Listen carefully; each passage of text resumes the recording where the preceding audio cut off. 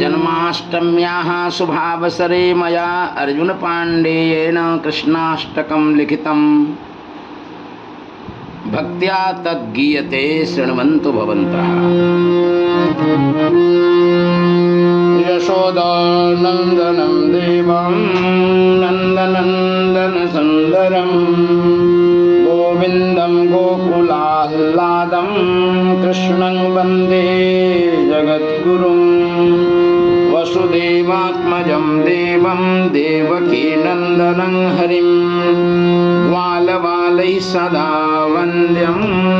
कृष्णं वन्दे जगद्गुरुं गोपीवस्त्रापहर्तारं कदम्बत्तलवासिनं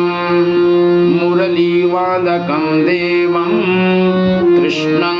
वन्दे जगद्गुरुं सर्वलोकैकनाथं च कंसविध्वंसकारिणं सर्वोपकारकं देवं कृष्णं वन्दे जगद्गुरुं गजेन्द्रोद्धारकं श्यामं पूतनामोक्षदं प्रभुं दयार्द्रं द्वारकाधीशं कृष्णं वन्दे जगद्गुरुं बलभद्रानुजं देवं बृन्दारण्यविहारिणं बकासुरनिहन्तारं कृष्णं वन्दे जगद्गुरुं मायामोहनिराशाय